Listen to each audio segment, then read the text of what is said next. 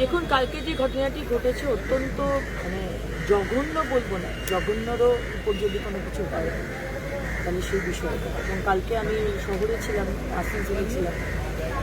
কালকে আমি রাত্রে ফিরেছি, প্রায় রাত্রি 12:30-1টা। আমার মাননীয় মুখ্যমন্ত্রীর সাথে কথা হয়েছে বারংবার। মাননীয় মুখ্যমন্ত্রী পরিবারকে মঙ্গলবার ডেকেছে, কালকে তারা আসবে। এবং আপনাদের আমি আসানসোলেও একই কথা বলেছি, কাকে মেরেছে, কি ধর্মের মানুষকে মেরেছে, কোন জাতের মানুষকে মেরেছে, কার ওপর কোন বয়সের ওপর আক্রমণ হয়েছে, that is not important for us. Important হচ্ছে যে কোনো মহিলার উপর যদি আক্রমণ হয়, অত্যাচার হয়, এইভাবে নৃশংসভাবে মারা হয়, তাকে ছাড়া হবে না। একজনকে ধরা হয়েছে বোধ হয়, একজনকে মেরে দেওয়া হয়েছে, বাকি যারা যারা ইনভলভ একদম আপনারা বিশ্বাস রাখুন। এটা আগের যে কোনো সরকার, যখন সরকার আমাদের ছিল না তখনও যেভাবে মহিলাদের পাশে দাঁড়িয়েছি, এখনও একইভাবে আমরা মহিলাদের পাশে দাঁড়িয়েছি।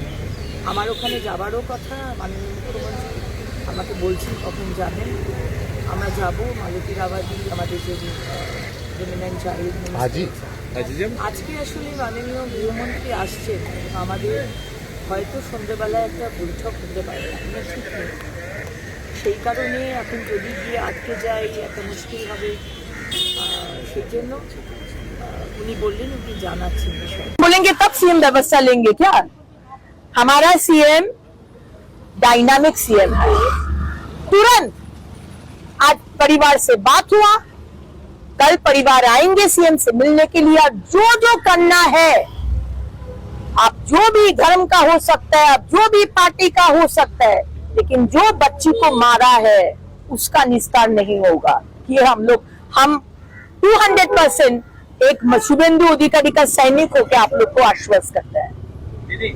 দেখুন, আজকে ডিম ছোড়া নিয়েও যেরকম বারণ করি, এরকম করোনা মব লিঞ্চিং নিয়েও একই কথা বলবো, একই জিনিস, ধরনটা একই। নিজের হাতে আইন নিয়ে যতই রাত থাকে স্বাভাবিক। বাড়ির একটা, আমার ছেলের বয়স 12 বছর, বাচ্চা মেয়েটার বয়স 11 বছর। তো মা মাই হয়, মুসলমান মা হোক, হিন্দু মা হোক, এনসির মা হোক, বিজেপির মা হোক, সিপিএমের মা হোক, মায়ের ধর্ম। কোনো মেয়েকে 80 বছরের মেয়েও তার 11 বছরের মেয়ে, তাকে যদি এইভাবে খুন করা হয়, আমাদের সরকার, আগের সরকার নয়, আমরা রেয়ার দেবো না। স্ট্রিক্ট থেকে স্ট্রিক্টেস্ট পানিশমেন্ট আপনাদের আমি আশ্বস্ত করছি।